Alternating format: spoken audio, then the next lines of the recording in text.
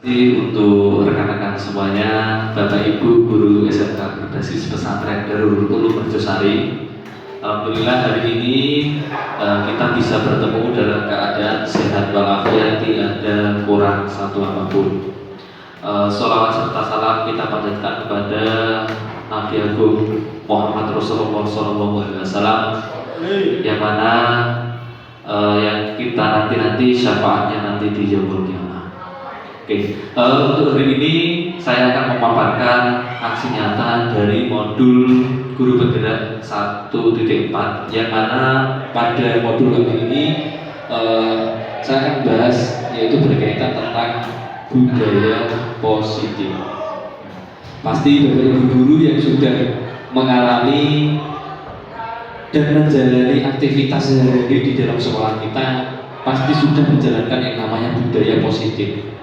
Kira-kira menurut Bapak Ibu semuanya, budaya positif apa yang sudah kita lakukan selama ini? Mungkin setiap hari kita pasti melakukan budaya positif karena ini menjadi tujuan sekolahan untuk mencapai siswa yang berakhlakul karimah.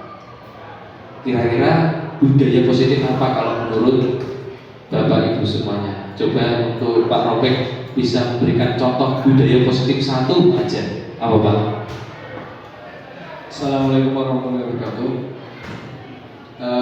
Untuk budaya positif yang setiap hari kita lakukan di SMK Berbasis Pesantren Darul Ulum, yakni kalau khusus untuk anak-anak itu satu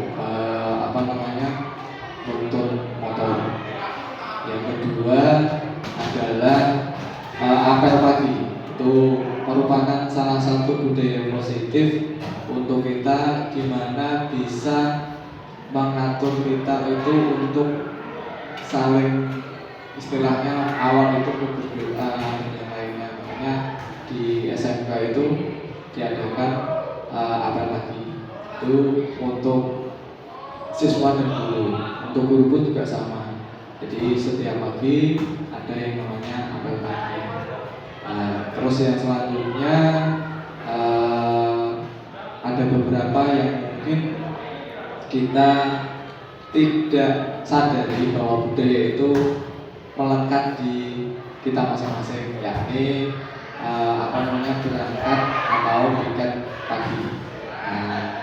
Mungkin itu sepele tapi hal yang merupakan budaya positif untuk kita. Weekend pagi, menyapa anak, memberikan salam dan lain-lain, itu adalah merupakan budaya positif untuk guru kepada anak, saling bisa ada keterikatan.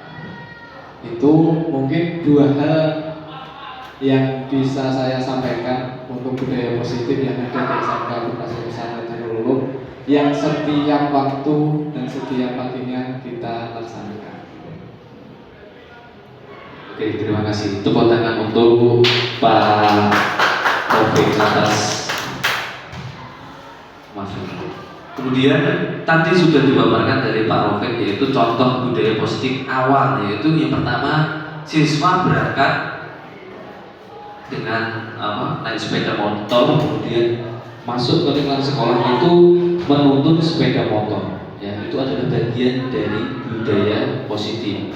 Itu dari awal. Kemudian tadi juga disebutkan apel pagi, itu memberikan budaya positif atau sifat dari kedisiplinan siswa agar tumbuhnya disiplin itu mulai dari awal, dari dini.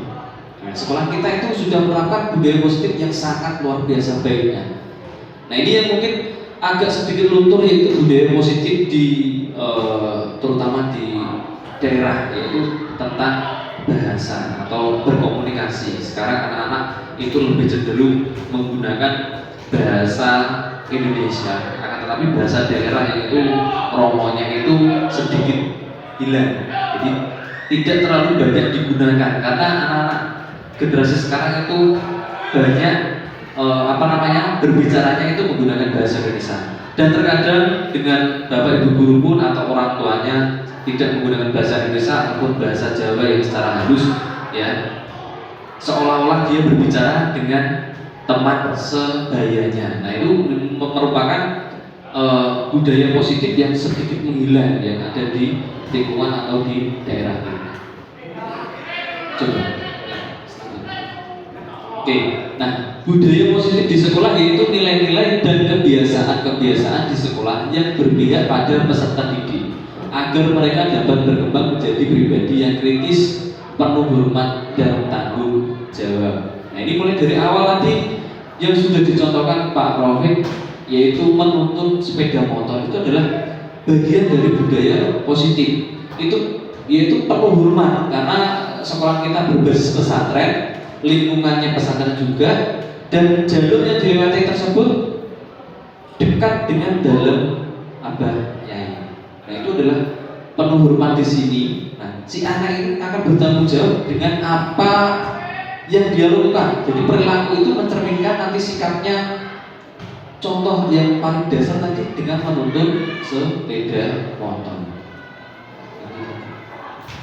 Nah, jadi perubahan paradigma di sini untuk membangun budaya positif, ya. Sekolah itu perlu menyediakan lingkungan yang positif, aman dan nyaman agar murid-murid mampu berpikir, bertindak dan mencipta dengan merdeka, mandiri dan bertanggung jawab.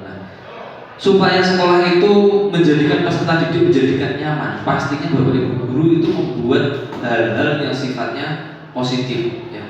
Kalau kita mengarahnya negatif, ya kita pun nggak perlu gembar-gembor, pasti anak-anak melihatnya negatif. Ya. Karena apa? Untuk membuat sesuatu yang hal positif itu susah, membangunnya pun juga susah. Contoh membuat siswa itu agar bisa tepat waktu datang ke sekolahan itu pun juga berat seperti itu dengan alasan bangun kesiangan, tidak ada sepeda motor atau jalanan macet. Itu kan bagian dari tantangan siswa-siswi kita. Untuk menerapkan budaya positif itu memang agak berat, tetapi sekolah kita perlahan-lahan sedikit lebih maju, yaitu menerapkan budaya positif yang memang setiap harinya itu sudah kita jalankan. Apel pagi pun itu kalau kita tidak secara konsisten itu juga susah. Sekolah lain pun untuk menerapkan apel pagi kepada seluruh siswanya itu berat sekali. Karena apa? Itu saling berperan aktif, tidak hanya siswa saja, tetapi Bapak Ibu guru semuanya itu juga ikut berperan. Tidak mungkin siswa dengan sendirinya akan turun tanpa dikomando dengan Bapak Ibu guru dan didampingi juga. Ya, itu peran Bapak Ibu guru untuk menciptakan budaya positif, menciptakan aman di lingkungan sekolahan. Jadi siswa itu merasa nyaman, ya, dan mereka akan merasakan bangga dengan sekolahannya. Ya. Kalau siswa tidak merasa bangga dengan sekolahannya, itu susah menerapkan budaya positif. Ya. Mereka akan cenderung melakukan hal-hal negatif. Pastinya dia tidak akan datang ke sekolahan. Mungkin berangkat dari rumah, kan tetapi tidak sampai ke sekolahan. Mereka akan berkumpul dengan teman-teman yang memang sefrekuensi. Contoh ngopi dengan teman-temannya. Karena apa? Menganggap sekolahnya sudah tidak nyaman dan aman menurut dia. Akan tetapi kalau sekolah menjadi aman dan nyaman, pasti siswa tersebut berangkat dari rumah itu dengan niat aku ingin menuntut ilmu karena sekolahku itu merasa nyaman dan aman. Dengan tumbuhnya budaya positif. Nah, dari perubahan paradigma di sini, itu lazimnya disiplin dikaitkan dengan kontrol. Dalam hal ini kontrol guru dalam menghadapi murid. Nah, karena era dulu dan sekarang itu berbeda. Guru itu tetap harus bisa memahami karakter siswa. Tidak bisa kita semena-mena menghukum siswa tanpa ada alasan. Ya, kita harus memahami karakter siswa. Kenapa kok siswa berperilaku seperti itu? Kita butuh yang namanya pendekatan. Siswa butuh yang namanya pendampingan. Kenapa kok siswaku yang si ini tidak berangkat sekolah? Seperti itu, ya Bu ya? Iya. Itu kan pasti dia akan merasa kenapa kok saya tidak datang ke sekolahan. Apakah dia punya permasalahan di rumah atau mempunyai permasalahan hal yang lainnya, pasti dia tidak bisa mengutarakan. Nah, kita sebagai guru itu butuh pendekatan dengan siswa. Kenapa siswa tersebut kok nakal? Siswa tersebut nakal pasti punya alasan, ya, punya alasan. Dan tugas kita itu tidak hanya mendidik saja, akan tetapi mulai dari menuntut dia sesuai dengan minat dan bakatnya. Contoh itu anak-anak kalau di jam pelajaran malah lebih suka olahraga, seperti itu ya Pak Yagi ya. Nah, kenapa? Karena merasa nyaman melakukan hal seperti itu dibanding melakukan pembelajaran produktif. Sama, anak TKJ juga sama. Dia lebih senang olahraga daripada. Nah, karena memang minat mereka itu lebih cenderung ke situ. Nah, kita sebagai guru itu sebenarnya menuntut dulu. Kita pendekatan. Kamu kalau memang benar-benar menginginkan seperti ini, kita arahkan. Tidak hanya sekedar kita memberikan hukuman kepada siswa, karena siswa sekarang itu kritis, ya, kritis dalam hal apapun. Gurunya kurang seperti ini, kritis, ya. Sarana prasarana sekolah kurang seperti ini, kritis. Mereka akan mengutarakan apa yang mereka alami dan mereka rasakan. Karena apa? Usia anak-anak yang kita bimbing atau kita ajari itu usia yang memang masa-masa labil, usia 15, 16, 17, 18. Mereka akan mencari jati dirinya, akan mencari jati dirinya. Lanjut. Di sini Anda dan teman Anda akan melakukan kegiatan. Cobalah buka. Anda adalah A. Tugas Anda adalah mengepalkan salah satu tangan Anda. Coba Anda bayangkan bahwa Anda menyimpan sesuatu yang sangat berharga di dalam kepalan tangan Anda. Anda perlu menjaga benda tersebut sekuat tenaga, ya, sekuat tenaga Anda, karena begitu pentingnya untuk kehidupan Anda. Tugas rekan Anda, si B, yaitu mencoba dengan segala cara membuka kepalan tangan Anda. Sebagai contoh, di tangan saya ini ada sesuatu benda yang sangat berharga yang tidak ingin saya lepaskan. Kemudian jenengan ingin membuka kepalan tangan saya. Kabarnya seperti itu ya.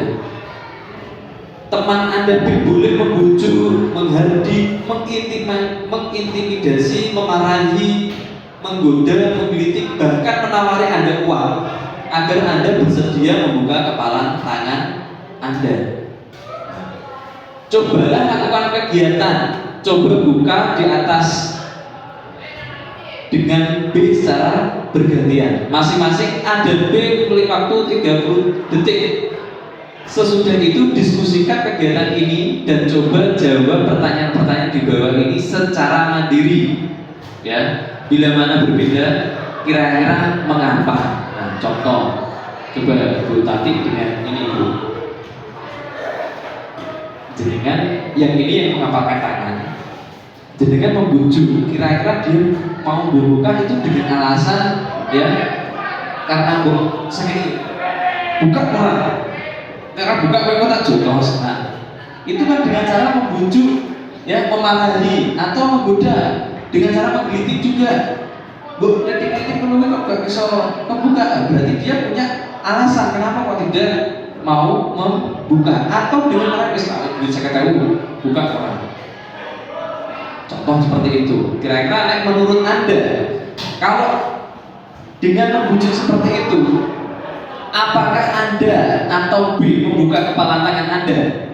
Kira-kira seandainya Bu Tati yang mengepalkan tangan, saya bujuk, tak kasih uang 100.000, sedangkan benda yang di tangannya jenengan itu sangat berharga dan tidak ingin jenengan buka. Akan tetapi saya berikan tawaran uang 100.000, mau gak? Gak mau, alasannya lebih berharga yang ada di Berarti nilai yang jenengan kepal di tangan itu lebih berharga dari uang 100.000 itu ya? Oke, pasti kan punya alasan. Kemudian apakah Anda menutup kepala tangan Anda? Nah ini pasti kan menutup. Karena kalau kamu membuka tadi berarti nilainya tidak berharga kan seperti itu Bu ya. Nah dalam kegiatan ini sesungguhnya siapa yang memegang kendali atau kontrol untuk membuka atau menutup kepala tangan? Kalau menurut Pak Yogi, kira-kira yang memegang kendali atau kontrolnya siapa Pak? Kita sendiri kan? Oke, berarti kita yang memegang benda tersebut. Berarti kita yang bisa memberikan kontrol. Sama halnya ketika siswa, ya kita sebagai guru itu harus bisa memberikan kontrol kepada siswa. Dengan cara apa? Kita harus punya cara banyak. Tidak ada satu cara. Guru itu tidak boleh berhenti atau kekurangan cara dalam mendidik. Kita harus berinovasi, kita harus bergerak. Bagaimana caranya agar siswa tersebut mampu, mau, bisa. Seperti itu. Lanjut. Oke. Jadi menurut KHD di sini adalah Ki Hajar Dewantara. Jadi Bapak Pendidikan, ya, yang sekarang ada museumnya ya. Ada yang tahu nggak museumnya di mana? Di Jogja, Sleman. Oke Pak Yogi. Taman Siswa itu tuh. Oh Malioboro itu masuk daerah Jogja ya. Jadi di Taman Siswa itu jadi museumnya Ki Hajar Dewantara sebagai Bapak Pendidikan Indonesia. Yang jadi menurut Ki Hajar Dewantara yaitu tujuan pendidikan yaitu adalah menuntut segala kodrat yang ada pada anak-anak agar mereka dapat mencapai keselamatan dan kebahagiaan yang setinggi-tingginya baik sebagai manusia maupun sebagai anggota masyarakat. Nah, oleh sebab itu pendidik hanya bisa menuntut tumbuh hidupnya kekuatan kodrat yang ada pada anak-anak agar dapat memperbaiki lakunya, bukan dasarnya hidup dan tumbuhnya kekuatan kodrat anak. Jadi anak itu lahir pasti punya kodrat alam. Kodrat alam itu sebagai contoh kemampuannya memang ya seperti itu, dibekali kemampuan seperti itu. Kita tidak bisa memaksakan kamu harus bisa jadi presiden karena kemampuan dia memang seperti itu. Atau sebagai contoh, si anak jurusan TKJ dipaksakan TBSN karena minat dari awal dia kemampuannya mempunyai minat di TKJ, ya susah kita membujuknya.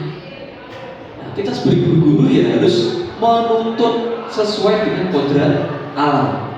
Contoh lagi, anak kita kelas 10 yang mempunyai keterbatasan fisik, ya fisik mungkin dari segi mata, kaki ataupun mulut, dia disuruh seperti anak normal dia susah karena memang kodrat alamnya seperti itu.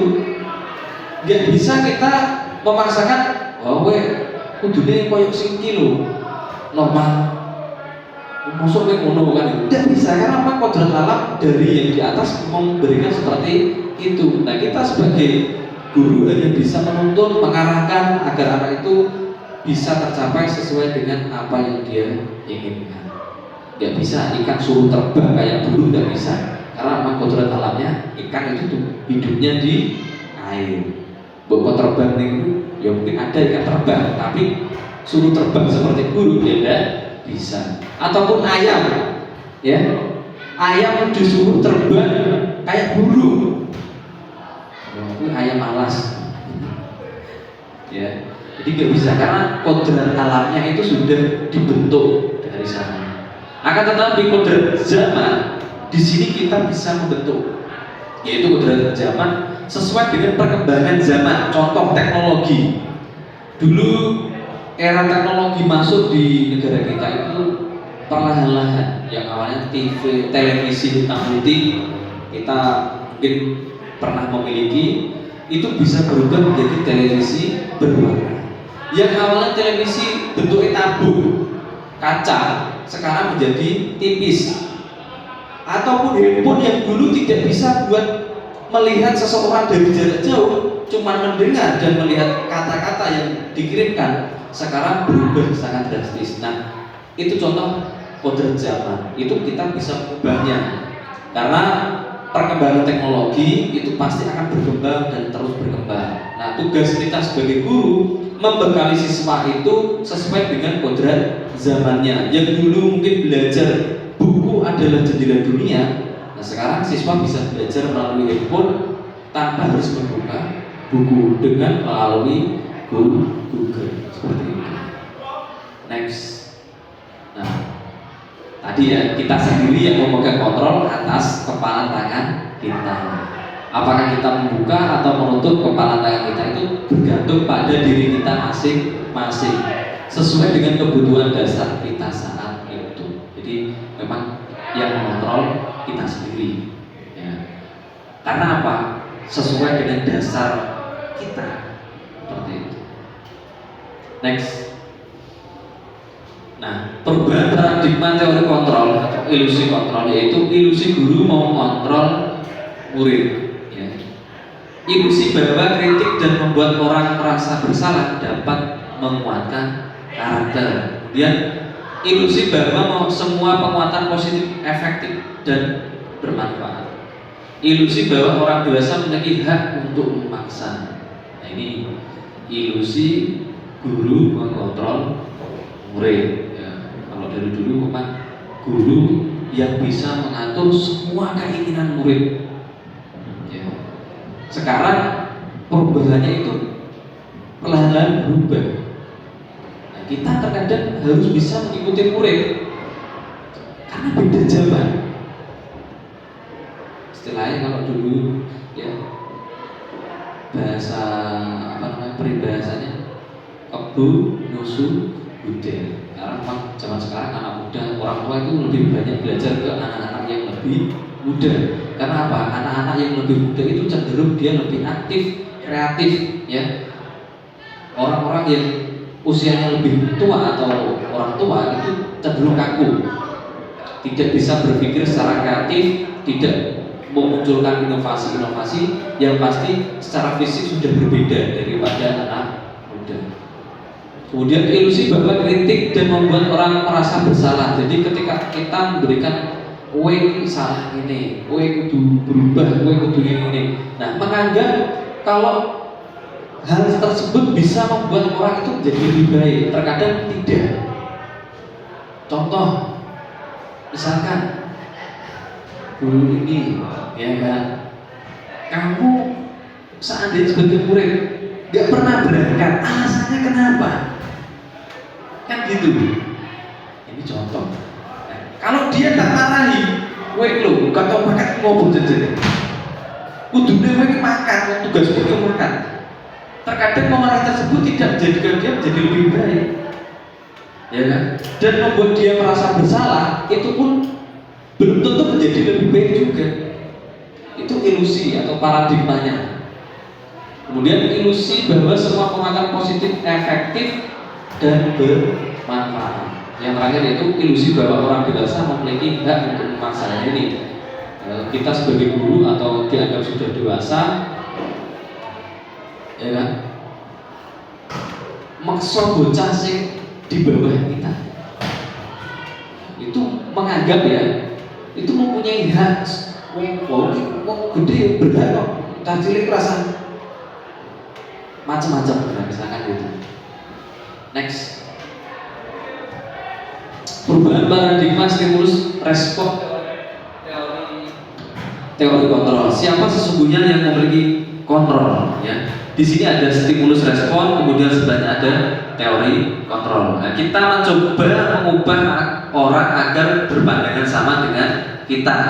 Kalau teori kontrolnya, kita berusaha memahami pandangan orang lain tentang dunia.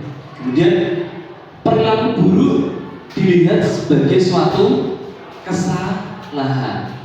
Kalau teori kontrolnya, semua perilaku memiliki tujuan.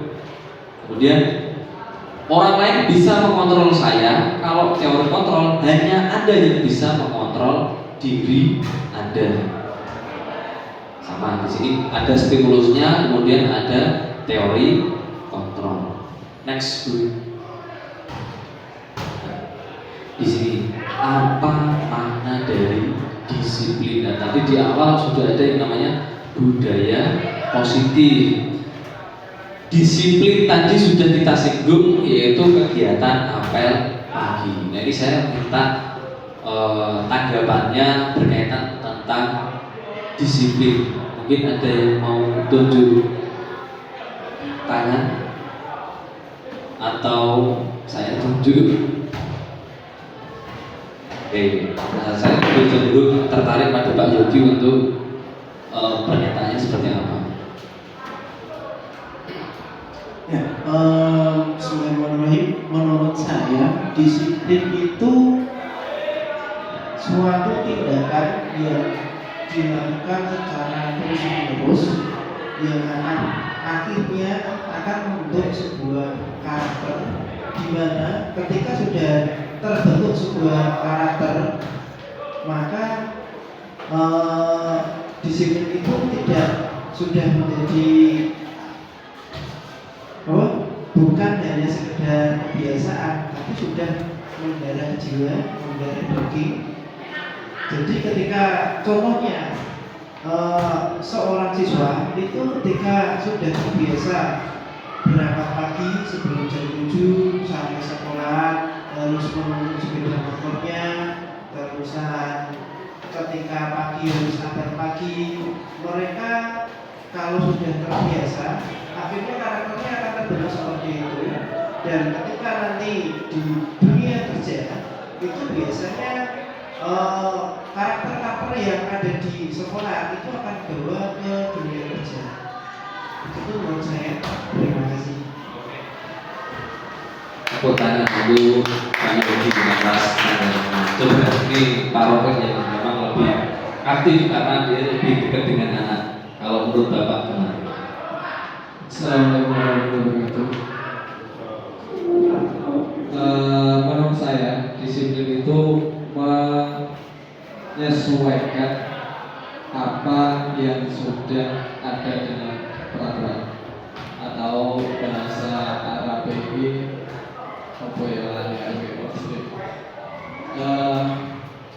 intinya itu kalau disiplin itu manggurke sing wis disesuaikan. Contoh, berangkat jam 7, tapi kita harus sekolah aturannya berangkat jam 7, tapi kita harus berangkat jam 7. Contohnya apa? Disiplin. No? Contoh lagi, pulang jam 2. Nanti ketika kita tidak pulang jam 2, berarti kita tidak disiplin. Itu yang dikatakan disiplin dan tidak disiplin. Artinya apa?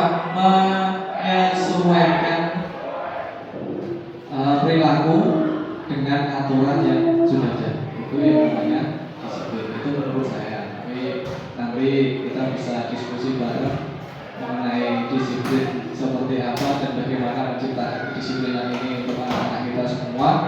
Dan juga disiplin ini salah satu hal yang urgent bagi kita semua, karena di dalam disiplin ini semuanya kita bisa menjadikan anak-anak kita itu menjadi lebih baik. Itu dari saya. Assalamualaikum warahmatullahi wabarakatuh.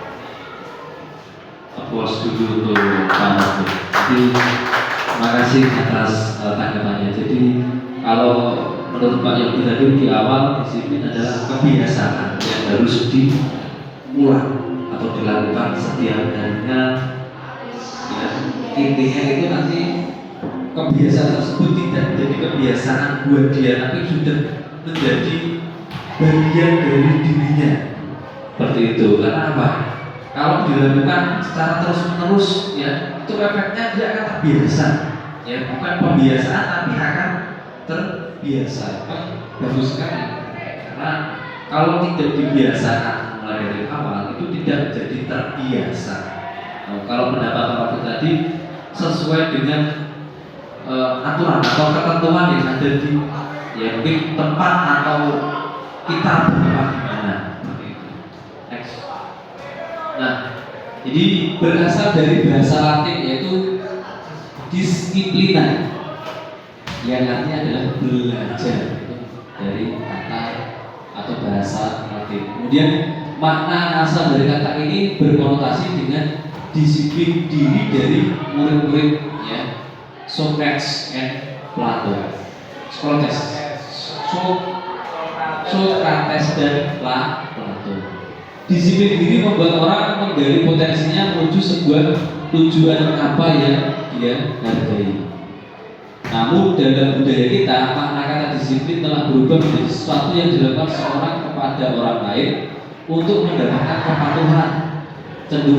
Kecenderungan umum adalah menghubungkan kata disiplin dengan ketidaknyamanan, bukan dengan apa yang kita hargai atau pencapaian suatu tujuan mulia. Nah, ini yang digarisbawahi adalah kecenderungan ketidaknyamanan.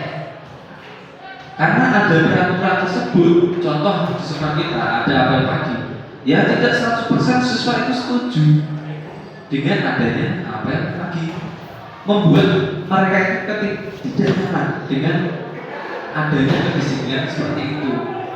Nah, karena kita mempunyai tujuan, ya kita harus membuat sesuatu hal, yaitu mulai dari disiplin di awal.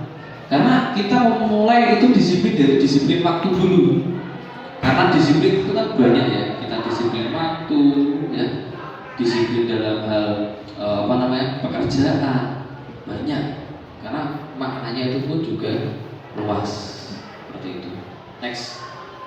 Nah, disiplin adalah kemampuan memerintah diri sendiri dalam mengontrol dan menguasai diri untuk memilih tindakan yang mengacu pada nilai-nilai yang kita hargai dengan penuh tanggung jawab tanpa perintah orang lain. Ya sebenarnya kalau tadi ya seperti Pak Yogi utarakan, itu pembiasaan yang memang tanpa ada perintah. Jadi itu sudah melekat pada dirinya sendiri. Dia akan terbiasa, jadikan dirinya disiplin. Next. Nah, maksud dari nilai-nilai yang kita hargai adalah nilai-nilai kebajikan, sifat-sifat positif manusia yang merupakan tujuan mulia yang ingin dicapai setiap individu. Nah, di sini nilai-nilai kebajikan yang ingin dicapai oleh setiap anak Indonesia kita kenal dengan profil pelajar Pancasila. Nah, ini sebenarnya ada lagunya. Ada lagunya yang sering digaungkan. Ya.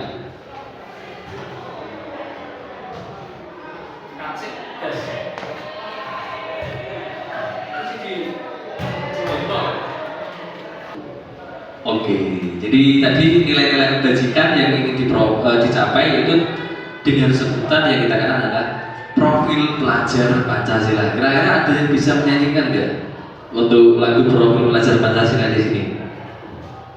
Pelajar Pancasila beriman dan bertakwa pada Tuhan Yang Esa dan berakhlak mulia, berkebinekaan global, gotong royong mandiri, kreatif dan bernalar kritis. Itu biasanya lebih dinyanyikan itu pada anak-anak setingkat anak SD. Ini kira-kira nanti Bapak Ibu guru setingkat SMK membuat suasana di kelasnya itu lebih ceria dengan kita melakukan nyanyian profil pelajar Pancasila. Kira-kira siap nggak? Nah, nggak usah malu-malu. Ya namanya kita itu sebenarnya adalah untuk menanamkan sifat-sifat atau nilai-nilai kebajikan yang ada di dalam profil pelajar Pancasila. Boleh dinyanyikan biar mereka itu tertanam. Oh, ternyata itu pelajar Pancasila itu harus menanamkan nilai-nilai kebajikan, di antaranya yang mereka nyanyikan yaitu bisa. Bu Anissa bisa nyanyi nggak? Bisa? Enggak. Oh ya, tak ajari dulu. Pelajar Pancasila beriman dan bertakwa pada Tuhan Yang Esa dan berakhlak mulia, berkebinekaan global, gotong royong mandiri, kreatif dan bernalar kritis. Silakan. Nanti boleh Bapak Ibu lakukan di kelas dengan menyanyikan tadi ya, profil pelajar Pancasila secara bersama-sama. Nanti anak-anak akan merasa nyaman juga menyanyikan lagu itu, walaupun lagunya seperti anak-anak TK atau anak-anak SD, akan tetapi membuat suasana yang berbeda seperti itu. Oke, sambil kita menunggu proyektornya nyala, boleh diminum terlebih dahulu.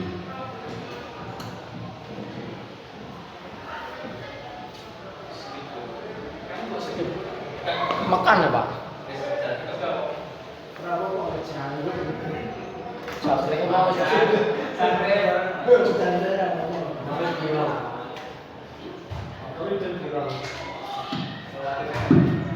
Yuk, next lagi dulu. Kita percepat saja biar nggak mati lampu. Oke, kita lanjut. Tadi sudah profil pelajar Pancasila. Kemudian kita masuk ke teori motivasi perilaku manusia. Ya, jadi ada motivasi eksternal di sini dan ada motivasi internal. Contoh motivasi eksternal di sini untuk menghindari ketidaknyamanan atau hukuman. Apa yang akan terjadi apabila saya tidak melakukannya? Kemudian di sini untuk mendapatkan imbalan dari orang lain atau institusi. Apa yang akan saya dapatkan apabila saya melakukannya? Kemudian untuk menghargai diri sendiri, saya akan menjadi orang seperti apabila saya melakukannya. Jadi orang itu berperilaku pasti ada tujuan. Ada yang ingin mendapatkan perhatian, pasti. Walaupun memang tujuannya itu pengen untuk perhatian. Ada juga yang pengen mendapatkan suatu imbalan, ya, yang sifatnya itu kembali pada dirinya. Next. Nah, kebutuhan dasar manusia di sini dibagi. Ada yang namanya cinta kasih atau diterima. Sifatnya love, ya Bu Anissa ya, love. Kemudian kesenangan. Pasti ya, kebutuhan dasar manusia. Kebebasan, ya Pak Fatur pasti kan menginginkan kebebasan juga, ya kan? Iya. Kemudian penguasaan, dan di sini punyai contoh simbol dari. Kemudian next lagi Bu. Nah, ini ada contoh ya, Ibu Ani, guru kelas 5 di SD Pelita Hati, sedang bingung menghadapi ulah salah satu murid di kelasnya, yaitu Agus. Nah, Agus. Beberapa anak telah datang dan mengeluhkan Agus yang sering meminta bekal makan siang. Ya. Mereka dengan makan siang temannya, maksudnya gitu ya, dengan cara memaksa. Nah, jika Anda menghadapi situasi seperti Ibu Ani, apa yang akan Anda lakukan menurut Anda? Kira-kira apa alasan Agus melakukan hal itu? Coba, ini menurut Pak Agus kira-kira gimana? Jenengan kalau menghadapi ada siswanya tiba-tiba itu sering jelek bekal oleh konco, alasannya kenapa? Monggo. Baca dulu tidak apa-apa.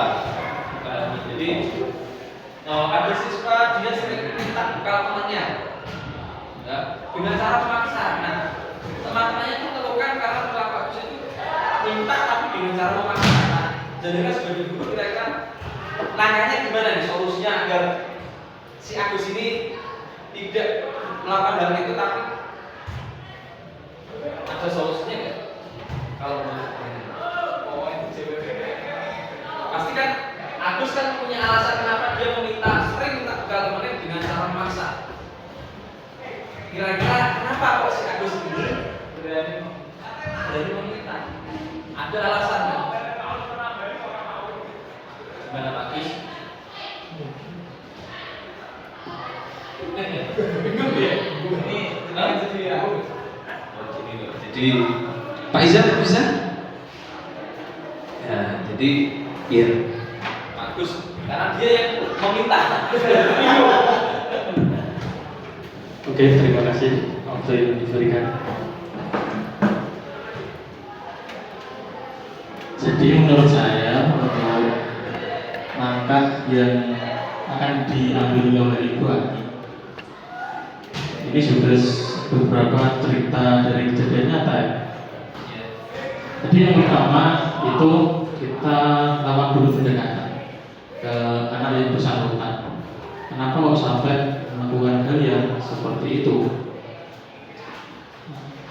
Jadi kita mau pendekatan tanpa adanya kekerasan ya.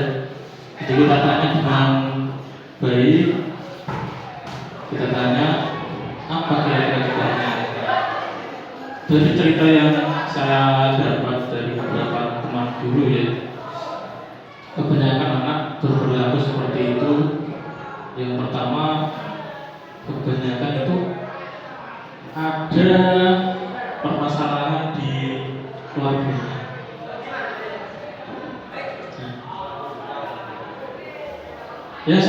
Yang paling sering saya temukan itu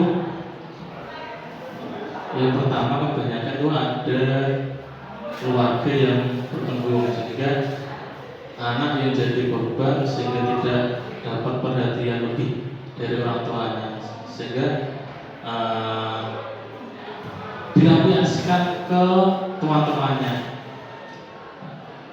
Contoh kasih sayang dari keluarga yang paling kecil ketika sekolah kan ada yang namanya orang sahabat. Ketika dari orang tua yang sudah broken, kebanyakan itu anak akan diasuh oleh neneknya. Nah, sedangkan kebanyakan anak itu sudah usianya sudah lanjut, sudah tidak bekerja dan lain sebagainya. Jadi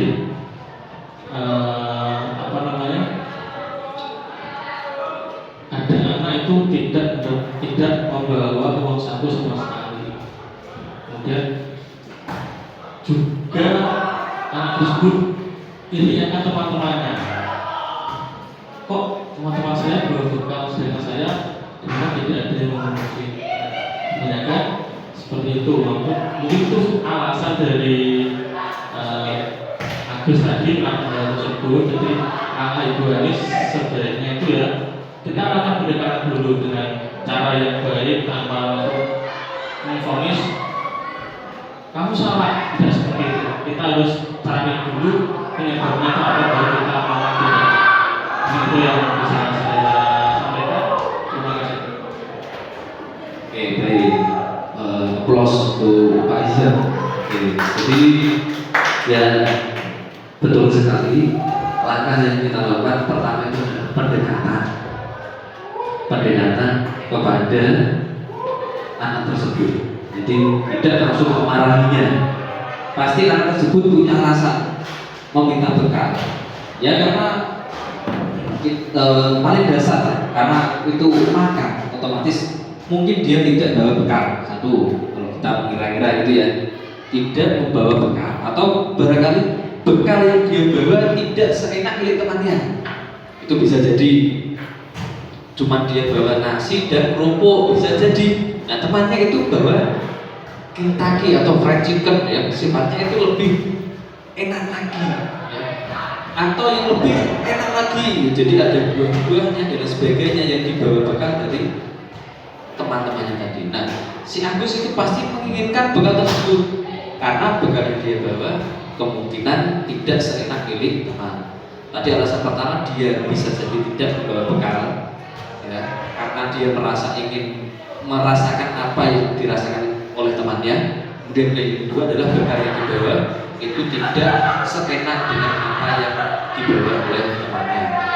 Nah, yang dilakukan Bu Ani harus melakukan pendekatan dulu. Jadi kita tidak boleh langsung menghukum anak tersebut. Kita tanyakan kenapa, Gus kok kamu melakukan hal itu? Ya.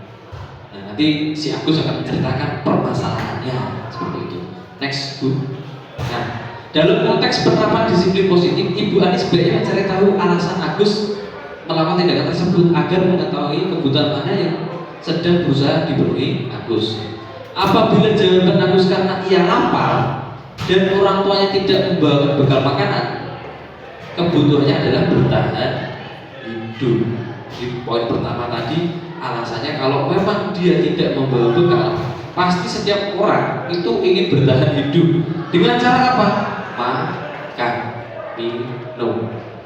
Itu pasti. Seandainya kita dilanda krisis, susah pangan, pasti utamanya adalah pertama adalah mencari makan untuk bertahan hidup. Nggak mungkin orang akan bertahan dengan tidak cara makan.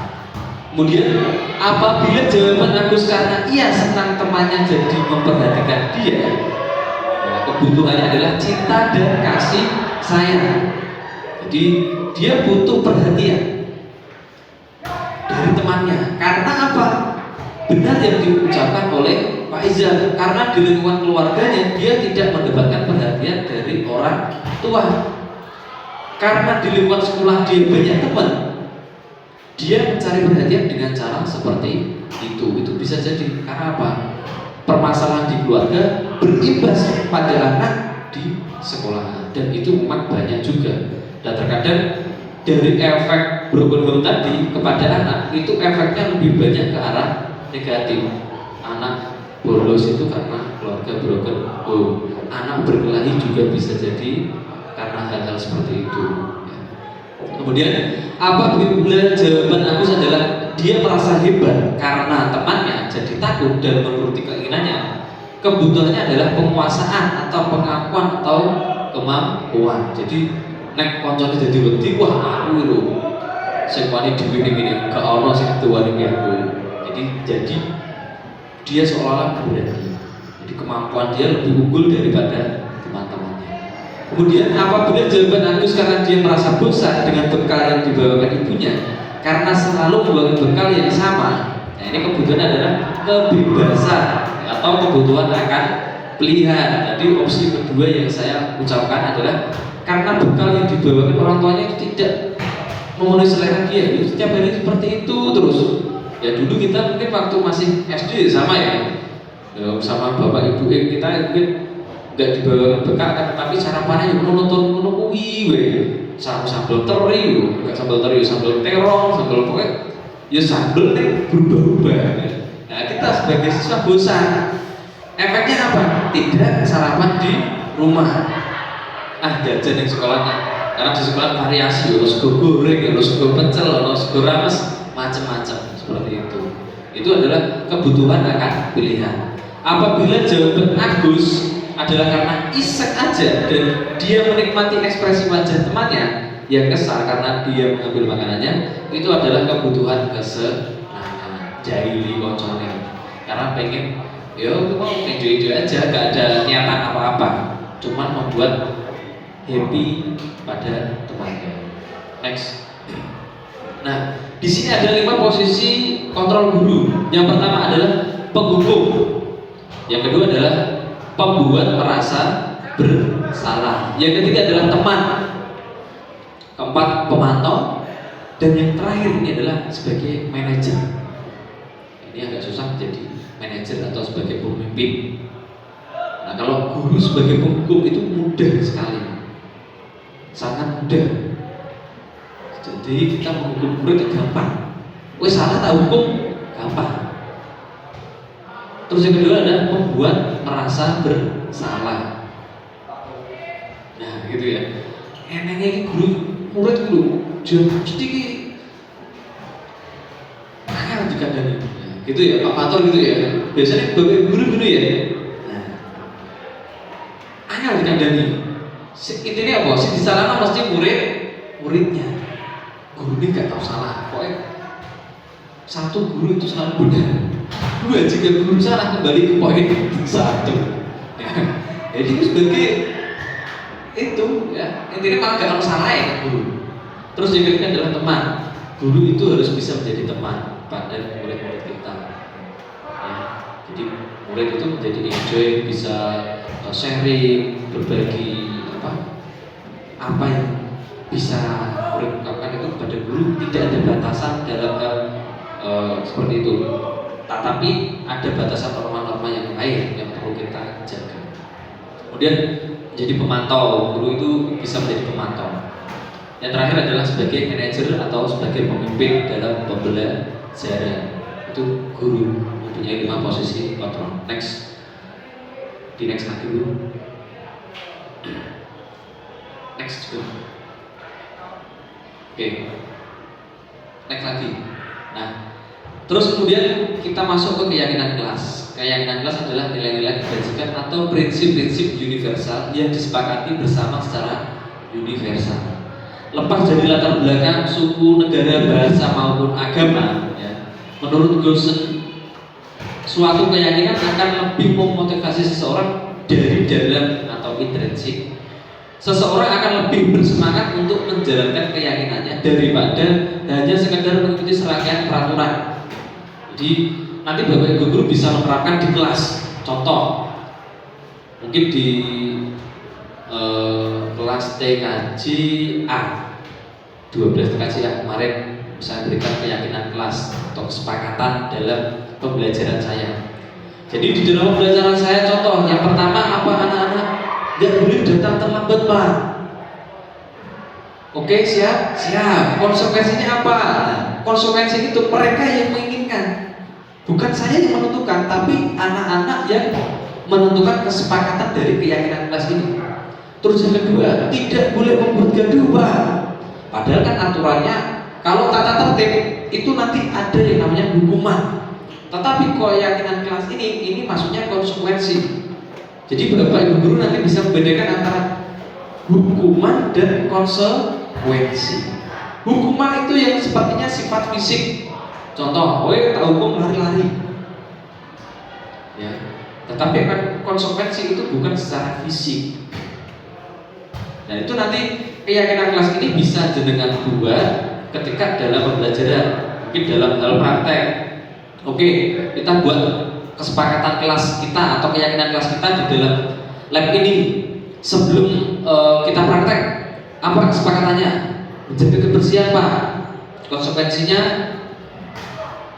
yang nanti membuang sampah sembarangan, nyapu atau membersihkan ruangan atau lab tersebut. Nah, itu kesepakatan kelasnya.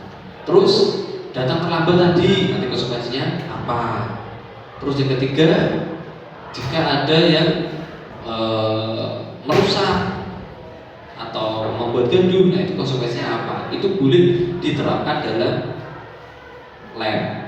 Terus kalau di jam saya harus smile, tersenyum. Apapun masalahmu, apapun problemmu di dalam rumah, pembelajaran harus smile. Ya, karena tadi pembiasaan itu harus kita lakukan sedikit demi sedikit. Jadi nanti mereka, anak-anak itu akan mulai terbentuk, oh di jamnya Pak Tommy itu kita harus smile, harus tersenyum walaupun saya ada masalah dengan pacar saya. Ini misalkan anak-anak seperti itu. Oke, nanti boleh Bapak Ibu terapkan di dalam kelas, membuat keyakinan kelas, dan ini pun bukan peraturan kelas atau peraturan sekolahan. Jadi itu kesepakatan yang dibuat oleh anak-anak menurut keyakinan mereka. Begitu. Next. Nah, pembentukan keyakinan kelas yang pertama, keyakinan kelas bersifat abstrak daripada peraturan yang lebih rinci dan konkret. Jadi kalau di situ kan ada peraturan kelas, di situ ditulis bla bla bla bla bla, itu aturan dari sekolahan. Nah, keyakinan kelas ini yang sifatnya tadi abstrak diyakini oleh semua siswa di dalam kelas. Jadi mereka membuat kesepakatan agar kesepakatan tersebut bisa berjalan dengan baik.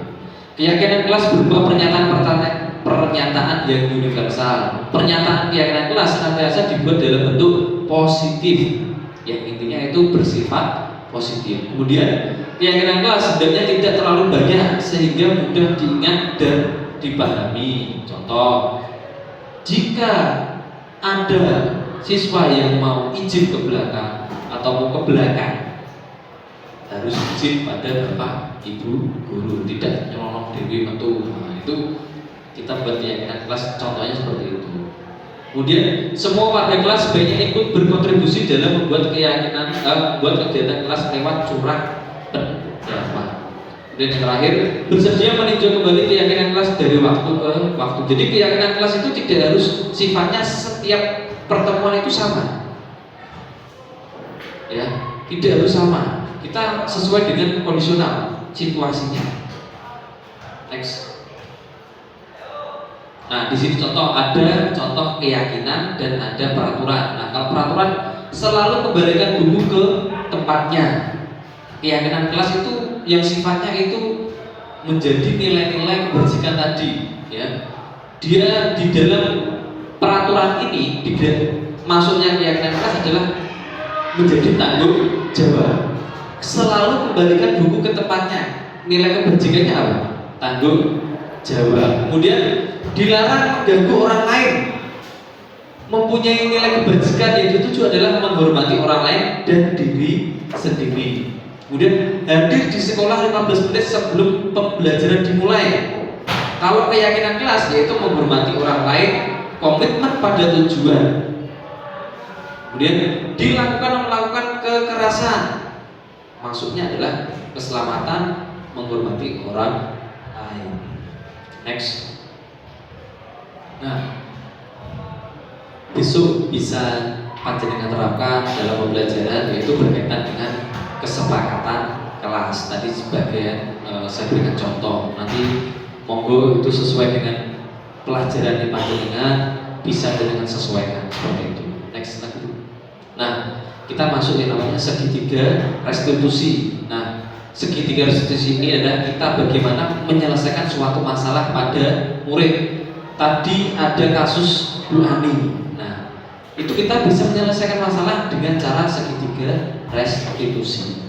Nah, segitiga restitusi ini adalah proses menciptakan kondisi bagi murid untuk memperbaiki kesalahan mereka sehingga mereka bisa kembali pada kelompok mereka dengan karakter yang lebih kuat. Kemudian melakukan restitusi guru dapat membantu murid menjadi lebih memiliki tujuan disiplin positif serta memulihkan dirinya setelah berbuat salah. Kemudian membantu murid untuk jujur diri sendiri dan mengevaluasi dampak dari kesalahan yang dilakukan.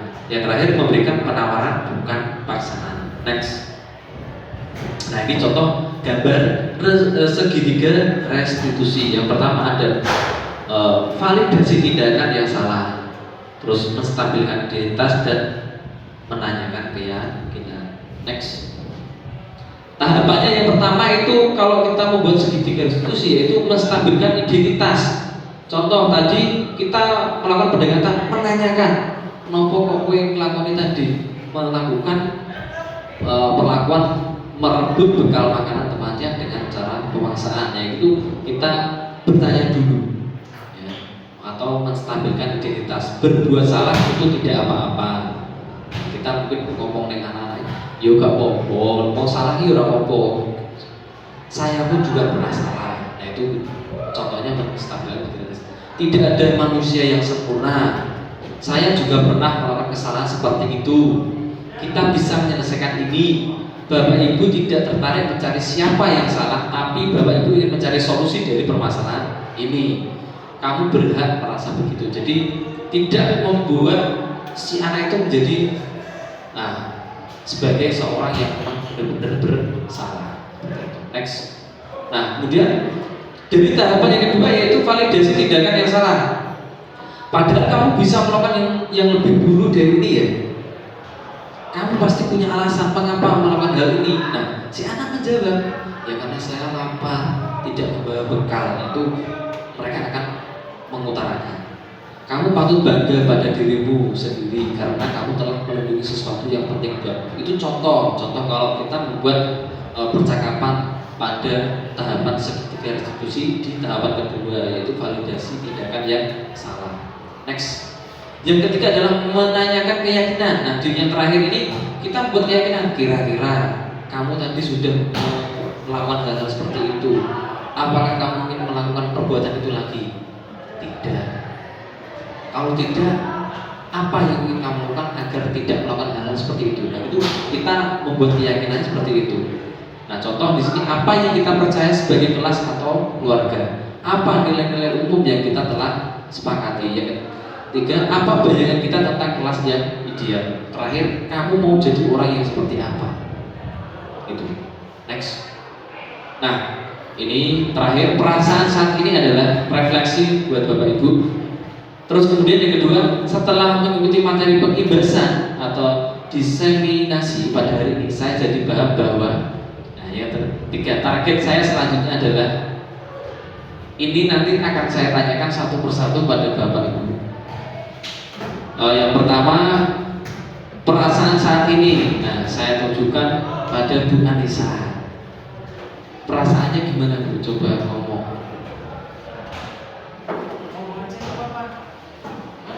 Perasaannya gimana? Bu Tati. Perasaan saat ini. Itu dijawab. Iya. Ini pertanyaan refleksi tentang setelah mengikuti ini.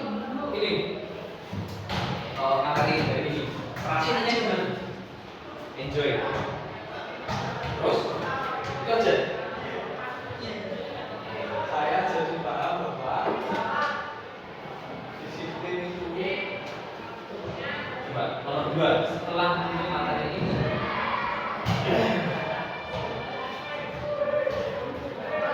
Bahwa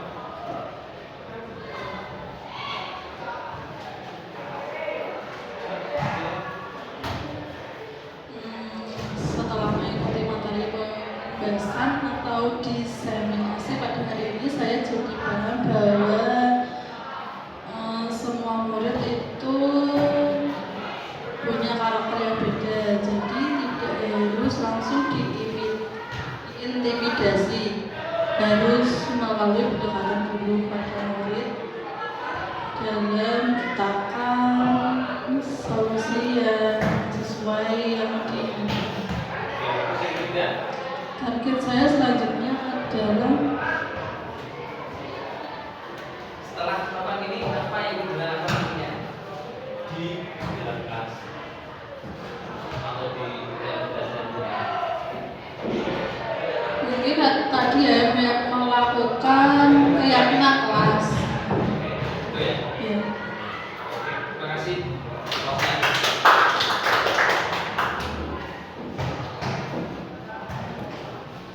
Oke, jadi tadi Bu Tati yang pertama perasaannya adalah enjoy, yang kedua bahwa setiap siswa itu punya karakter yang berbeda-beda, jadi kita tidak bisa langsung mengintimidasi atau membuat siswa itu langsung merasa bersalah.